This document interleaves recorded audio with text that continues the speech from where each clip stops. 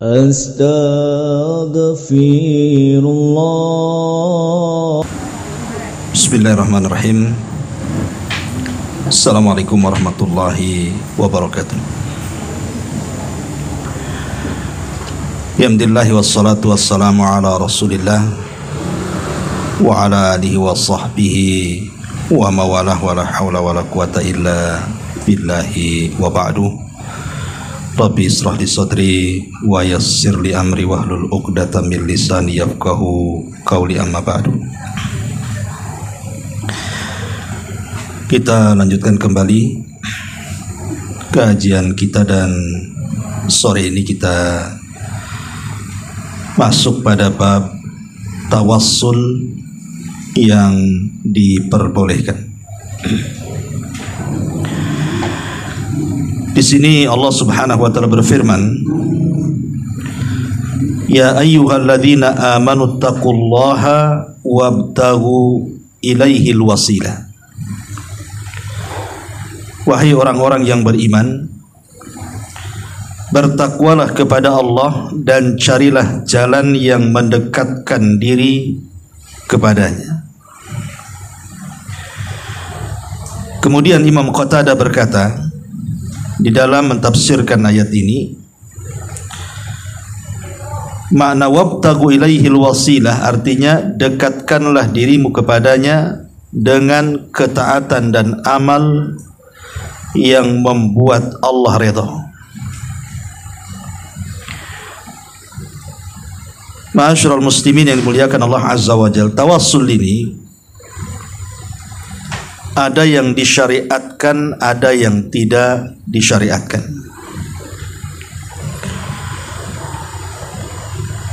Dan tawassul ini perlu karena kondisi kita manusia itu tidak lepas dari masalah-masalah yang akan menimpa kita,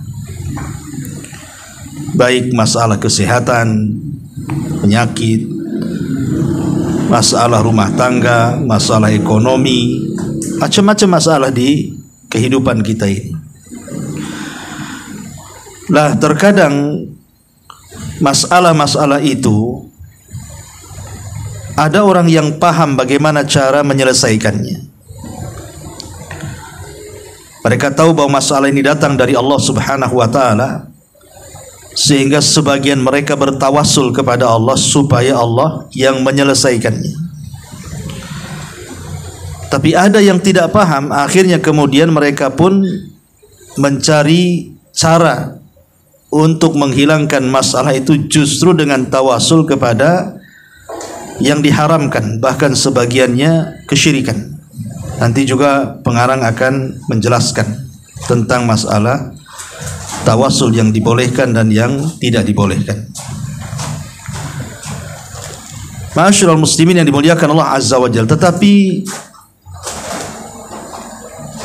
disebutkan dalam sebuah kisah yang ma'ruf, mungkin sebagian kita pernah mendengarnya.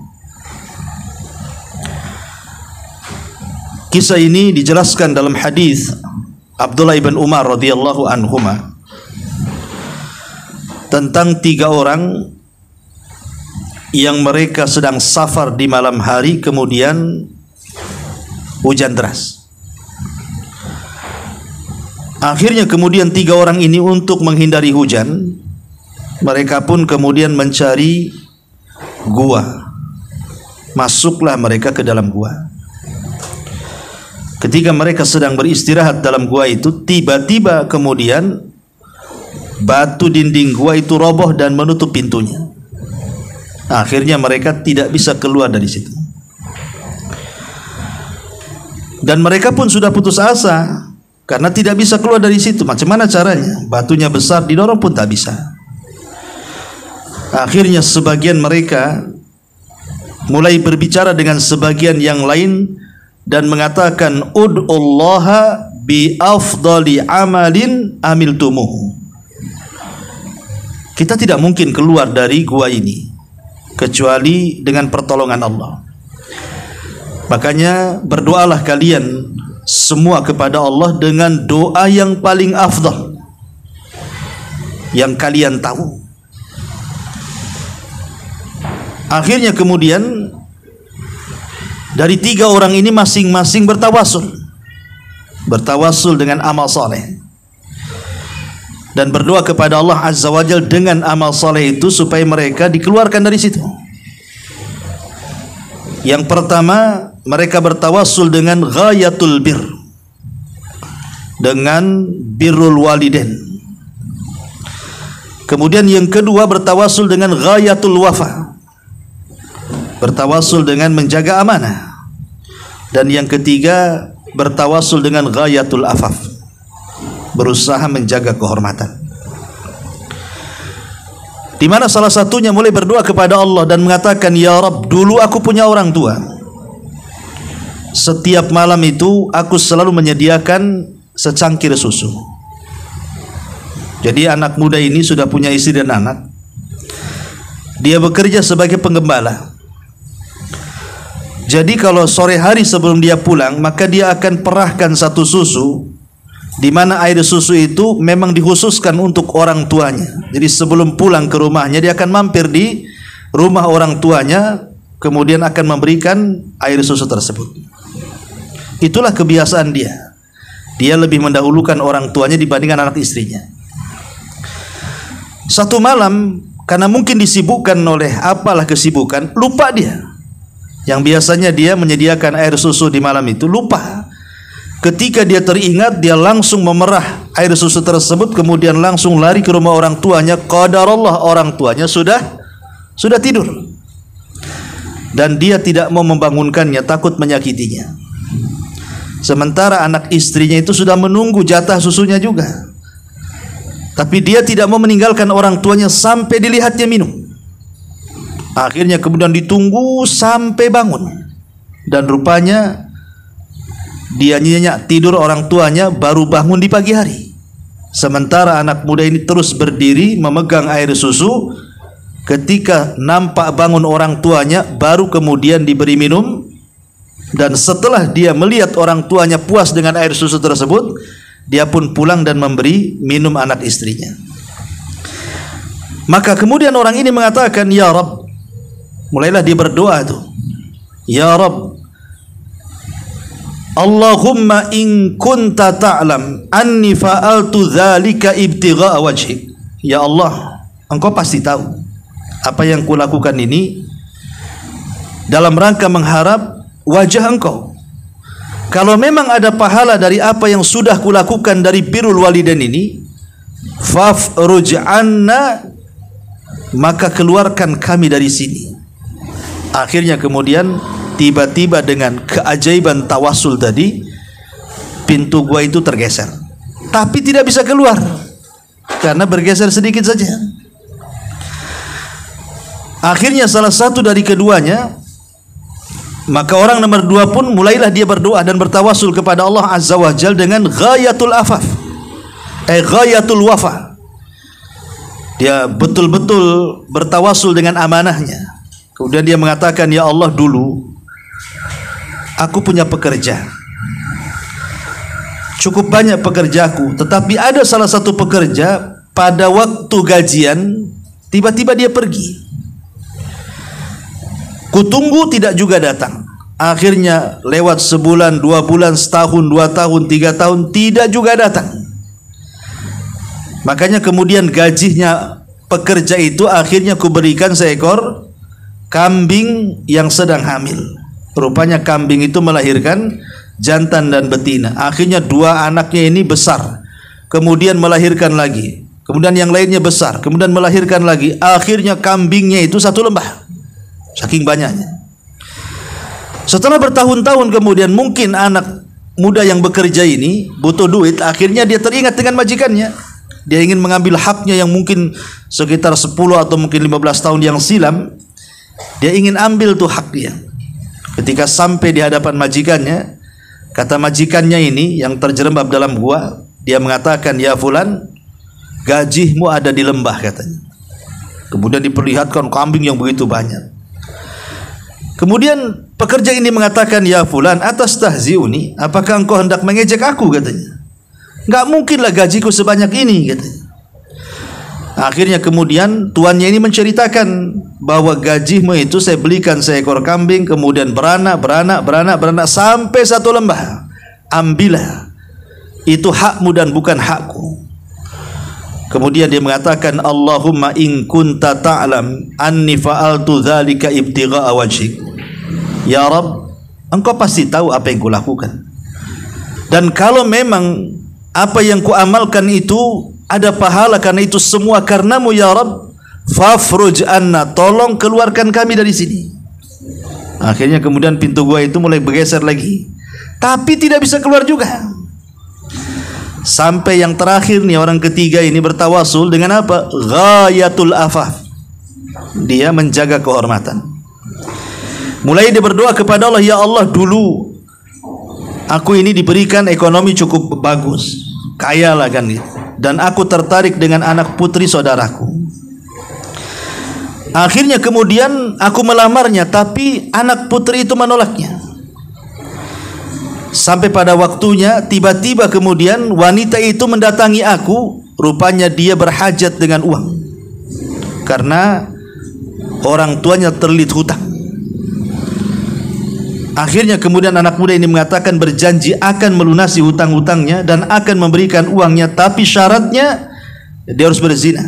Kan dari dulu dia suka dengan wanita itu, tahu-tahu datang sendiri mau pinjam uang. Maka kata anak muda ini, tidak perlu kau pinjam uang, ku kasih uangnya, tapi syaratnya berzinahlah dengan aku. Karena terpaksa, cemana pula begitu caranya. Akhirnya kemudian hampir keduanya berzina. Ketika hampir berzina, tiba-tiba si wanita ini mengingatkan anak muda ini dan mengatakan, ittaqillah, bertakwalah kau kepada Allah. Tiba-tiba nasihat itu masuk ke lubuk hati yang paling dalam. Dia pun mengatakan kepada Allah Azza wa Jalla, ya Allah, astaghfirullah, aku berlindung dan aku bertobat kepadamu. Kemudian kata anak muda ini, ambil uang ini, pergi sana dan jangan pernah kembali. Tidak jadi berzina. Kemudian uangnya diberikan begitu saja. Kemudian dia mengatakan, Allahumma in kunta ta'lam, ya Allah, jika engkau tahu, dan memang engkau tahu, anni fa'altu dzalika ibtigha'a wajhik, memang aku melakukannya karena wajahmu dan ada pahalanya, fafruj anna, tolong keluarkan kami dari sini. Akhirnya betul-betul pintu ini bergeser dan terbuka. Akhirnya tiga-tiganya bisa keluar. Inilah keajaiban tawassul. Ya, keajaiban tawassul. Tidak ada yang mustahil bagi Allah. Siapa yang bisa menggeser batu sebesar itu? Zaman dulu nggak ada alat berat. Apalagi mereka ada di gurun pasir bertiga dalam gua lagi.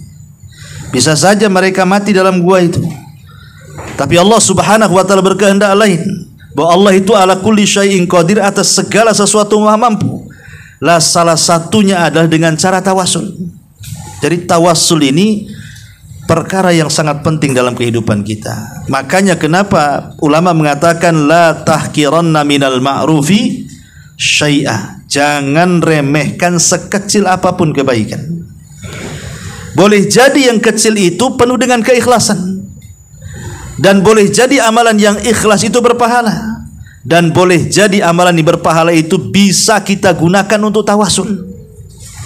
Jadi kalau seandainya kita ini ada masalah berat, masalah besar yang tidak bisa keluar dari situ, kita sudah berusaha mengurainya juga tidak terurai-urai, maka cobalah kita mencari solusi dengan cara tawasul. Ingat-ingat kira-kira amalan apa yang sudah kita lakukan gitu maksudnya. Oh ya, dulu saya pernah nyumbang ke sini. Oh dulu pernah saya malam-malam tahajud. Oh dulu pernah siang-siang saya duha sendiri. Oh dulu pernah saya baca Quran, berzikir, dan amalan-amalan yang lainnya. Kalau teringat itulah amalan terbaik dia dan terikhlas dia, maka gunakan untuk tawasul. Itu maksudnya. Jadi itulah yang disebut dengan tawasul, mengeluarkan dari kesulitan kita dengan meminta pertolongan kepada Allah Subhanahu wa taala. Taib, di sini muallif rahimahullahu taala memberikan membagi bahwa tawassul itu macam-macam bentuknya. Pertama di sini beliau mengatakan tawassul bil iman. Tawassul dengan keimanan. Seperti yang dikisahkan di dalam Al-Qur'anul Karim, Allah Subhanahu wa taala berfirman, "Rabbana innana sami'na munadiyan yunadi lil iman an aminu bi rabbikum fa amanna Rabbana faghfir lana dhunubana wa kaffir 'anna sayyi'atina wa tawaffana ma'al abrar." Ya Rabb kami, sesungguhnya kami mendengar seruan yang menyeru kepada iman.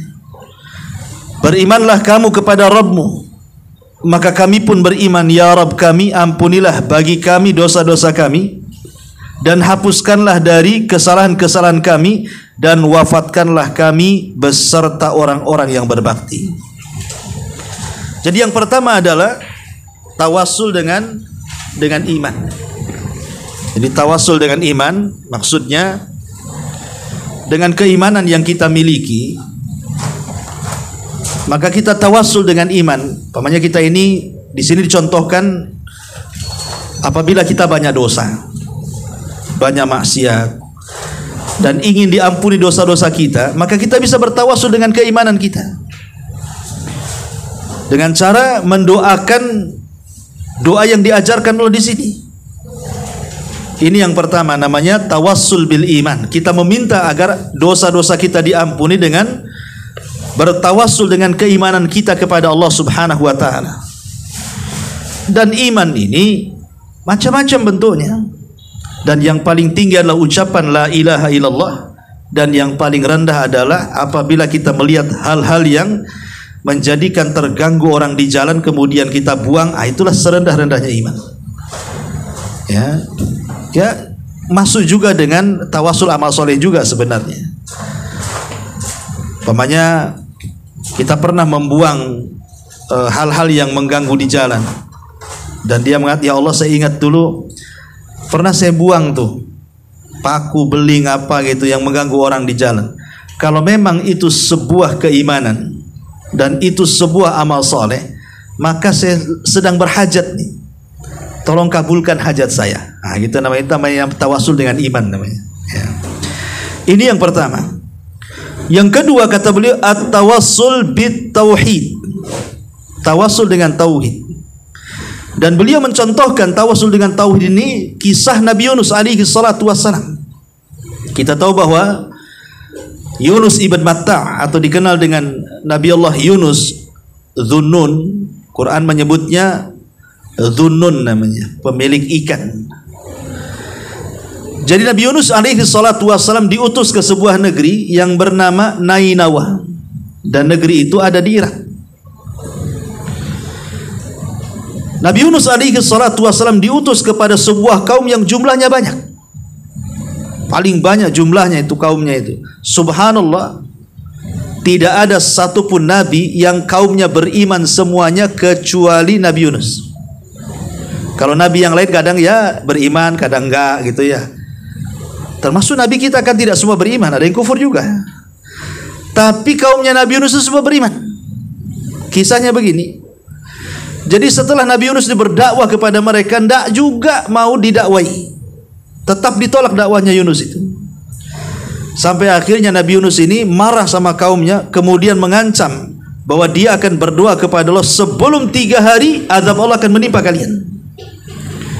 Hari pertama tak nampak azab, hari kedua tak nampak pula azab. Karena takut hari ketiga menimpa azab, Yunus pun pergi dari kaumnya. Lah ketika Nabi Yunus pergi dari kaumnya, nampaklah hari ketiga itu tanda-tanda akan azab. Sebelum azab itu turun, semua kaumnya beriman. Tapi Nabi Yunus tidak tahu kalau kaumnya beriman tuh, karena sudah pergi masalahnya dia. Lah Nabi Yunus alaihi salatu wassalam melanggar perintah Allah. Kenapa? Karena dia belum diperintah pergi, dia pergi. Akhirnya kemudian dia pun berhijrah ke tempat lain. Allah takdirkan dia pun naik sebuah perahu dengan yang lainnya. Tapi tiba-tiba kemudian perahunya di tengah lautan itu terhenti. Kenapa? Karena ada ikan paus berputar-putar. Ikan itu berputar-putar, dan orang-orang yang di perahu tahu bahwa ikan itu ikan lapar. Kalau seandainya tidak dikorbankan satu dari orang-orang yang di perahu itu, bisa saja satu perahu dimakan ikan itu. Sehingga harus dikorbankan salah satunya. Dengan cara apa? Diundilah satu kapal itu. Siapa yang diumpankan itu. Tapi sekali mengundi yang keluar pula nama Yunus ibn Matta. Tapi karena zahirnya dia orang saleh, akhirnya orang-orang di perahu itu minta dikocok lagi, yang lain sajalah, masa dia katanya. Kalau bisa preman aja lah, masa orang baik pula dilempar ke laut. Tapi tetap yang dikocok Yunus lagi kan begitu. Cemana pula memang itu sudah takdir Allah. Dari sini Nabi Yunus kemudian merasa bahwa dia salah. Dia tahu, sudah merasa. Akhirnya dia pun menceburkan diri. Ketika dia menceburkan diri, disitulah Allah perintahkan agar ikan memakan Nabi Yunus tanpa boleh mengunyah, hanya menelan saja. Karena dikunyah matilah kan itu. Disuruh memakan tanpa mengunyah, ditelan. Masuklah dia ke dalam perut ikan itu. Ketika masuk ke perut ikan, ikannya pula masuk ke dasar lautan. Makanya kenapa Allah bahasakan dengan kalimat zulumat, bahwa Yunus itu berada di atas kegelapan. Bahkan bukan satu kegelapan, 3 kegelapan lagi. Gelap di perut ikan, gelap di dasar lautan, bahkan gelap di tengah malam. Logika Yunus harus mati di situ. Oksigennya dari mana tuh? Dia nggak bawa alat selam, ya. Tetapi Allah Subhanahu wa taala kuasa atas hamba-hambanya. Dia yang melindungi wali-walinya. Maka Nabi Yunus alaihi salatu wasallam ketika dalam perut ikan itu, dia tahu tidak mungkin selamat dan tidak ada yang bisa menyelamatkan kecuali Allah. Dari situlah dia mempasrahkan diri kepada Allah Subhanahu wa taala dengan mentauhidkan Allah dan mengatakan la ilaha illa anta subhanaka inni kuntu minadh dhalimin. La ilaha illa anta, ini tauhid. Tidak ada sembahan yang berhak disembah kecuali Engkau wahai Rabb. Subhanak, maha suci Engkau ya Rabb. Inni kuntu minadh dhalimin, saya termasuk hamba yang zalim. Lihat di sini ada 3 perkara yang didoakan Nabi Yunus. Pertama tauhid, yang kedua at-taqdis, yang ketiga al-inkisar. Pertama tauhid, la ilaha illa anta, tauhid. Tidak ada sembahan yang berhak disembah kecuali Engkau ya Rabb. Yang kedua at-taqdis, pensucian Allah. Subhanak, maha suci Engkau ya Rabb. Kemudian yang ketiga al-inkisar. Inkisar itu maksudnya menghambakan betul-betul bahwa dia itu makhluk yang lemah dan tidak ada daya dan upaya kecuali hanya milik Allah. Inni kuntu minadh dhalimin, saya termasuk hamba Allah, hambamu yang zalim ya Rabb. Betul-betul dia mengakui dosanya, menghambakan dirinya kepada Allah Azza wa Jalla. Ketika dia terus bertasbih seperti itu, entah berapa hari, entah berapa minggu, entah berapa tahun, tidak dijelaskan dalam Quran.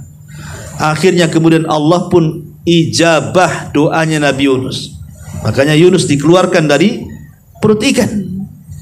Dan itu bagaimana bentuk tawassulnya Nabi Yunus dengan tauhid.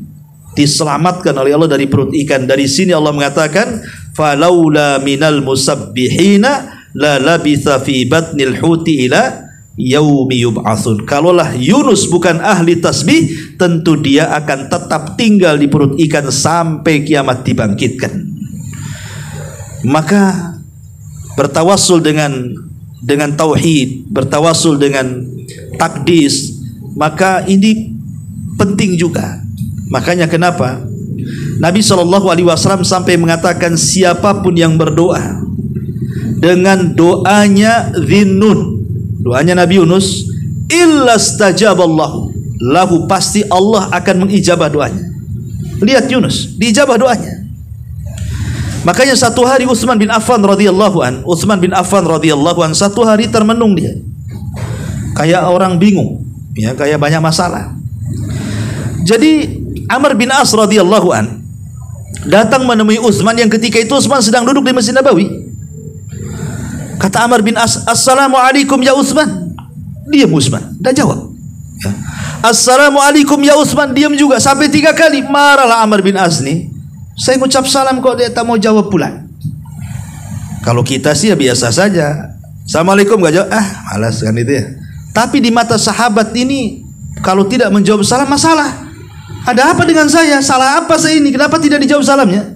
Akhirnya dia lapor sama Umar radhiyallahu an. Ya Amirul Mukminin, ketika itu jadi khalifah. Ya Amirul Mukminin, saya tadi di masjid ketemu Utsman. Saya mengucapkan salam, dia tak mau salam pula. Ada apa dia dengan saya?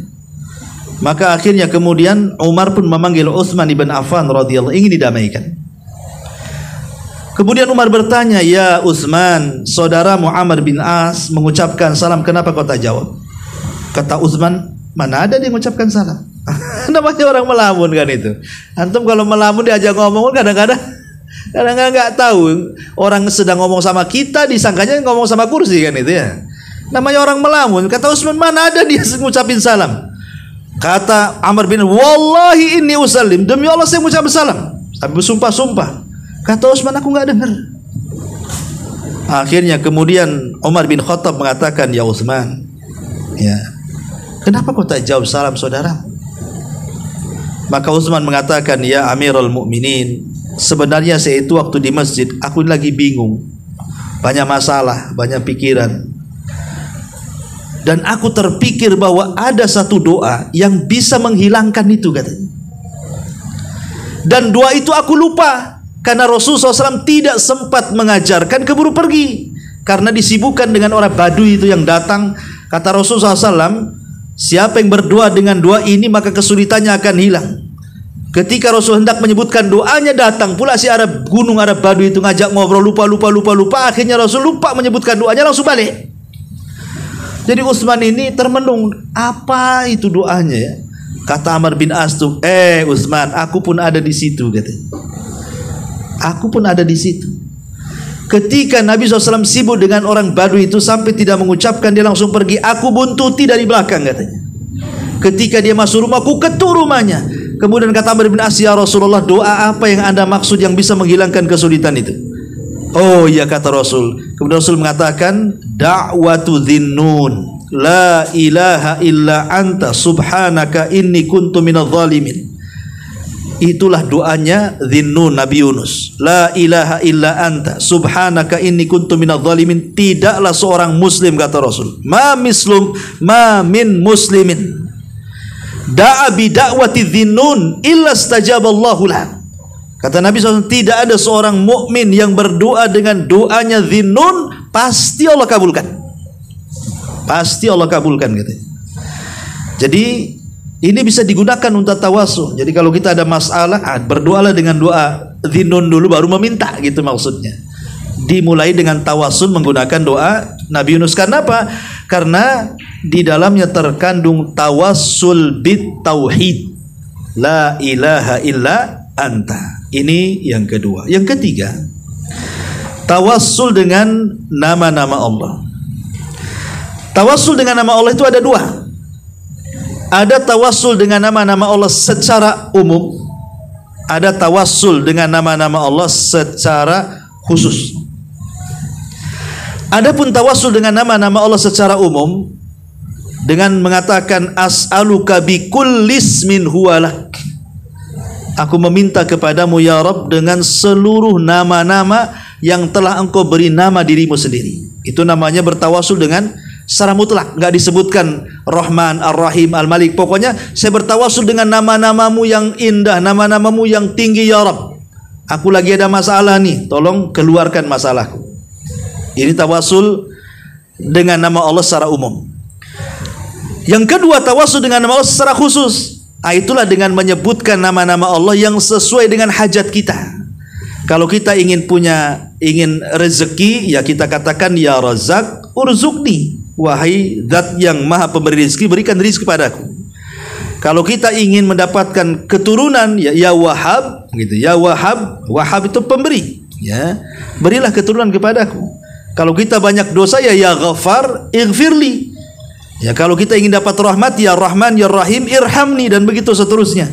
Dia disesuaikan dengan permintaan. Dan ada sebagian ulama mengatakan itulah Ismul A'zam namanya.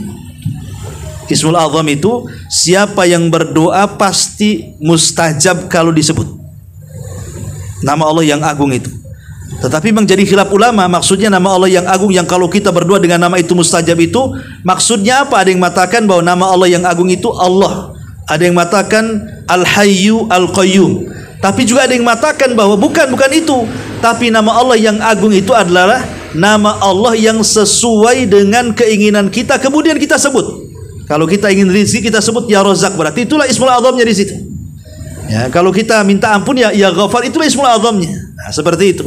Ini namanya doa tawassul dengan nama Allah secara khusus. Ini yang ketiga. Yang keempat, bertawassul dengan sifat-sifatnya. Kalau tadi dengan nama-namanya, sekarang dengan sifat-sifatnya sama. Bertawassul dengan sifat-sifat Allah pun ada dua. Ada secara mutlak, ada secara khusus. Adapun secara umum ya kita katakan as'aluka bi asma'ikal husna wa sifatikal ula. Aku meminta kepadamu ya Rabb dengan nama-namamu yang indah dan sifat-sifatmu yang tinggi. Nah, kita memuji seperti itu. Jadi dalam berdoa, ya Allah, sebelum kita meminta sesuatu ini, kita angkat kedua tangan, kita katakan, aku meminta dengan nama-namamu ya Allah dan dengan sifat-sifatmu ya Allah. Itu tanpa menyebutkan sifatnya apa, tapi secara umum mengatakan seperti itu. Ini juga bertawassul dengan sifat-sifat Allah. Atau dengan secara khusus, sifat-sifat Allah secara khusus, seperti di antara sifat Allah adalah al-ilmu. Namanya alim, yang maha mengetahui, berarti sifatnya adalah Allah punya pengetahuan, ilmu. Ya kita katakan bi ilmika ya Allah, dengan pengetahuanmu ya Allah, gitu ya. Dengan pengetahuanmu yang gaib tentang nasibku ya Allah, perbaikilah nasibku. Nah gitu, umpamanya contohnya. Nah, contoh itu namanya menggunakan sifat-sifat Allah secara khusus. Ini yang keempat. Kemudian yang kelima, tawassul dengan amal soleh. Nah, yang tadi saya sebutkan di muqaddimah, itu namanya tawassul dengan amal soleh yang terjerembab dalam gua. Nah, itulah tawassul dengan amal soleh. Makanya sekali lagi, jangan pernah meremehkan amal apapun dari amal-amal soleh yang kita lakukan di dunia ini, karena itu bisa kita gunakan untuk tawasul. Apapun dari amalan soleh kita bisa digunakan untuk tawasul. Bisa mengeluarkan kesulitan, mengeluarkan kebingungan, mengeluarkan stres dan begitu seterusnya yang kita hadapi dengan cara bertawasul dengan amal soleh. Kemudian yang nomor 6 di sini, tawassul dengan meninggalkan maksiat. Tawassul dengan meninggalkan maksiat, tarkul ma'asi, ya. Seperti kata beliau di sini, misalnya dengan meninggalkan minum khamar, berzina dan sebagainya dari hal-hal yang diharamkan. Salah seorang dari mereka yang terperangkap dalam gua, itu juga tawassul dengan meninggalkan zina, ya. Kan tadi sudah saya jelaskan, salah satu dari 3 orang yang terjerembab dalam gua itu apa? Salah satunya mengatakan, ya Allah, dulu saya hampir berzina, tapi tidak jadi. Aku bertobat kepada Allah. Tolonglah keluarkan aku dari gua. Kita juga sama. Ya Rabb, memang dulu saya ini narkoba, tapi kan saya sudah tidak narkoba lagi.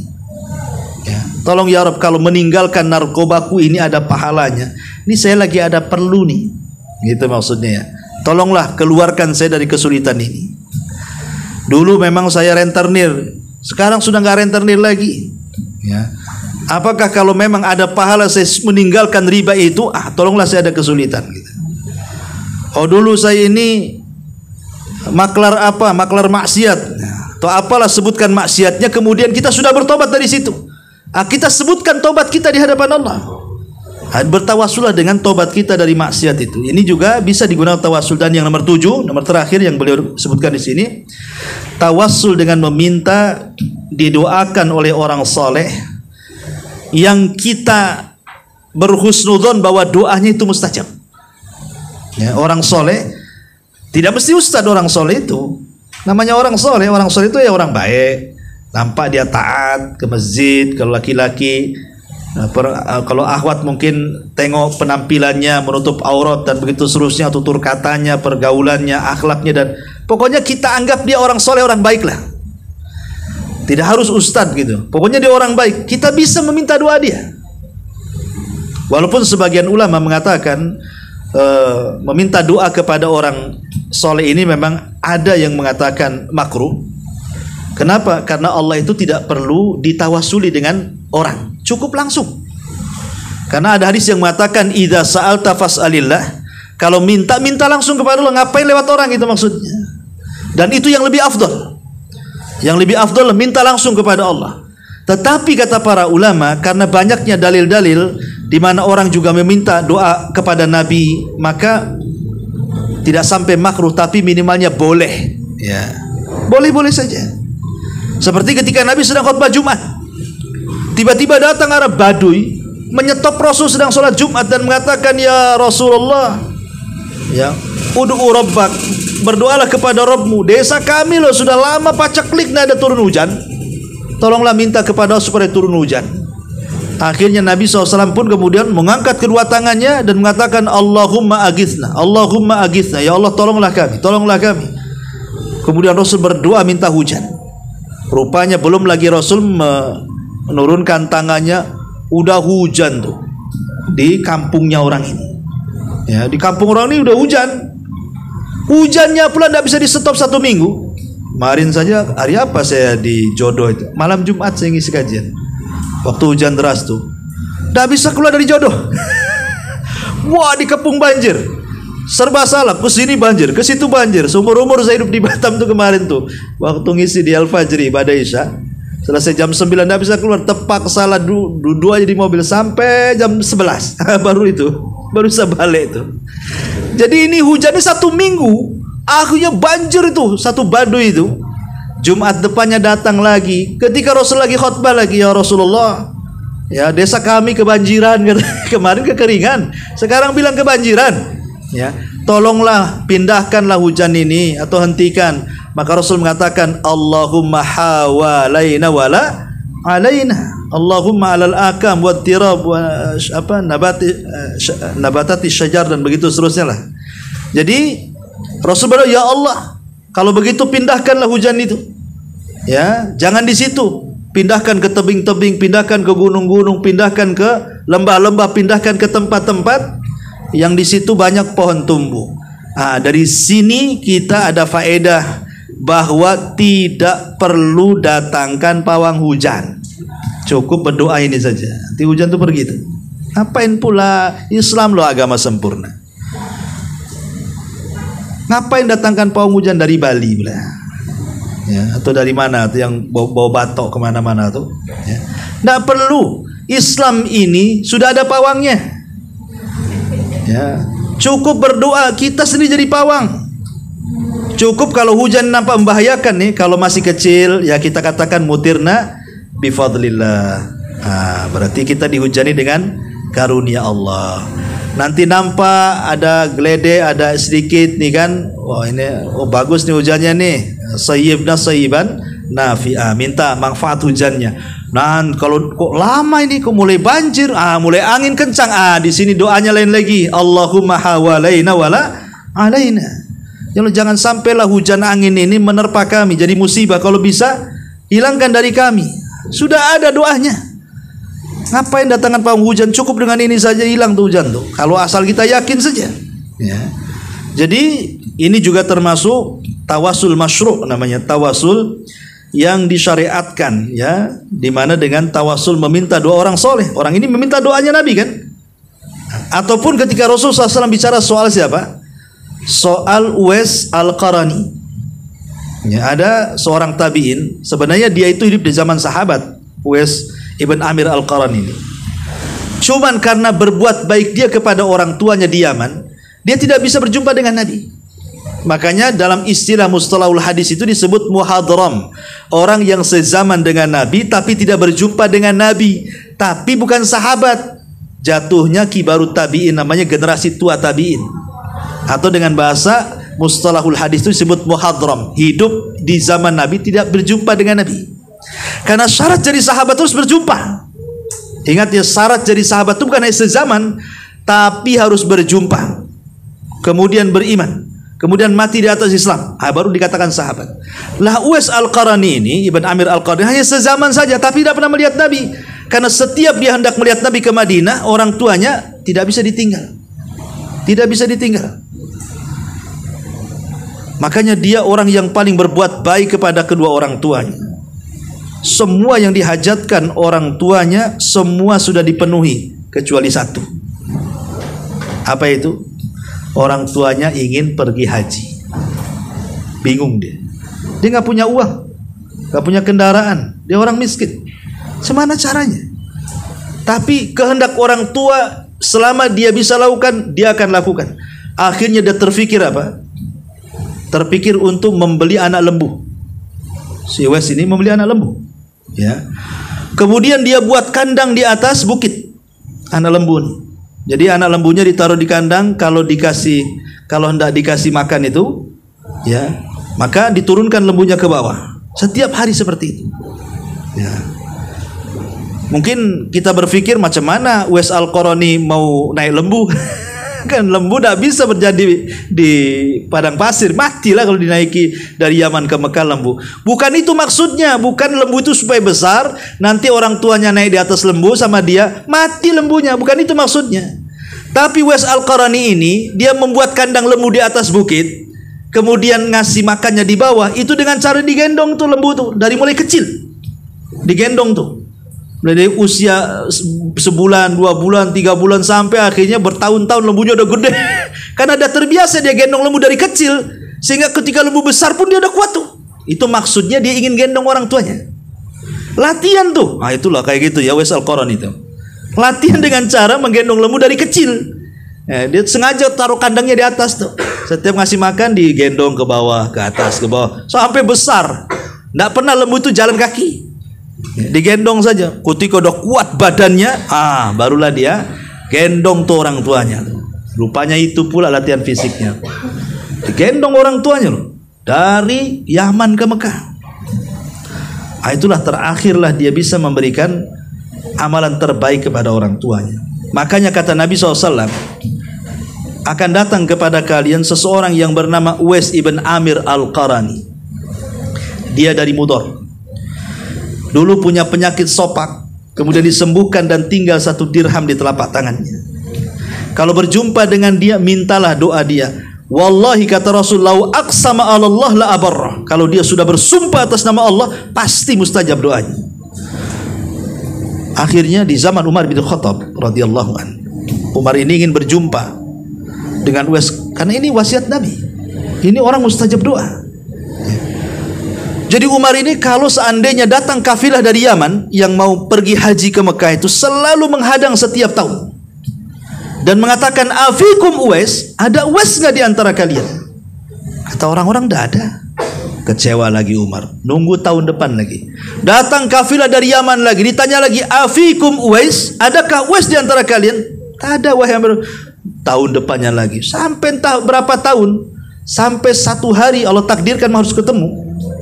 Ketika ada kafilah datang dari Yaman dak haji, kata Umar, afikum Uwais, ada Uwais di antara kalian?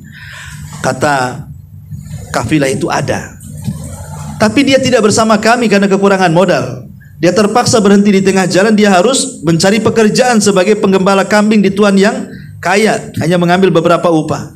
Kata Umar, di mana letaknya, di mana? Di Anu dan di daerah ini, daerah itu. Disitulah Umar datang dengan Ali.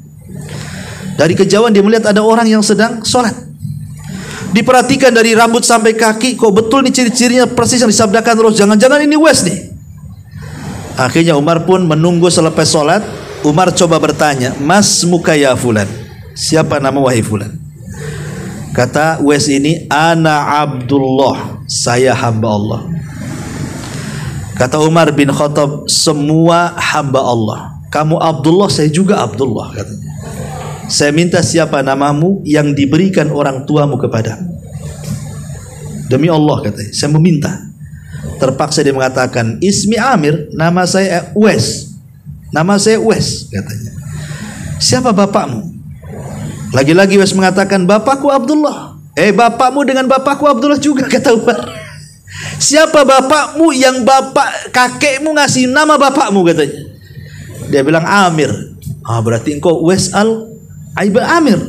Ya, dari Qaran, dari Murad. Betul. Akhirnya dilihat telapak tangannya, rupanya betul ada 1 sopak, tinggal 1 dirham yang tidak disembuhkan untuk menjadi cirinya tuh. Dari situlah Umar menangis, merangkul dan meminta doanya. Padahal Umar lebih mulia dibandingkan Uwais, kan? Jauhlah sahabat lebih mulia dibandingkan tabi'in. Tapi kenapa Umar bin Khattab kemudian tawasul meminta doanya Uwais ibn Qaran? Ya, begitulah karena ada wasiat Nabi. Umar bertawasul kepada Uwais, minta doanya. Ya, minta doa kebaikan. Tapi Uwais pun akhirnya mengatakan, baik, hanya engkau saja yang kasih. Ya, tetapi jangan ceritakan kepada orang. Sebenarnya tujuan saya karena orang tuaku sudah meninggal, saya ingin berjihad di Syam. Nah, dari situlah akhirnya Uwais pun pergi ke Syam dan tidak jelas biografi kematiannya. Ada yang mengatakan meninggal ketika perang Qadisiyah, wallahu alam. Ya, tapi yang jelaslah di sini boleh kita bertawasul dengan orang soleh. Seperti di zaman Umar terjadi pacaklik. Mereka datang kepada pamannya Abbas untuk sholat istisqa, menjadi imam dan berdoa, akhirnya turun hujan. Nah, itu ya.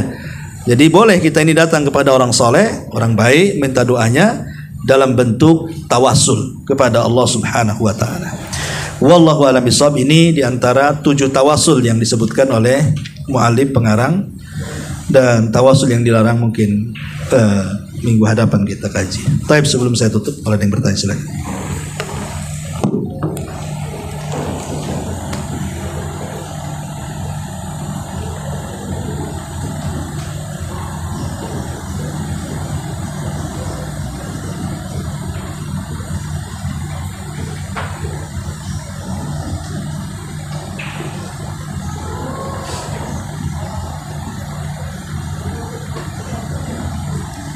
Ada? Tapi kalau nggak ada kita tutup. Subhanallah bihamdika, asyhadu an la ilaha illa anta, astaghfiruka wa atubu ilaik. Allahu taala alam. Assalamualaikum warahmatullahi wabarakatuh.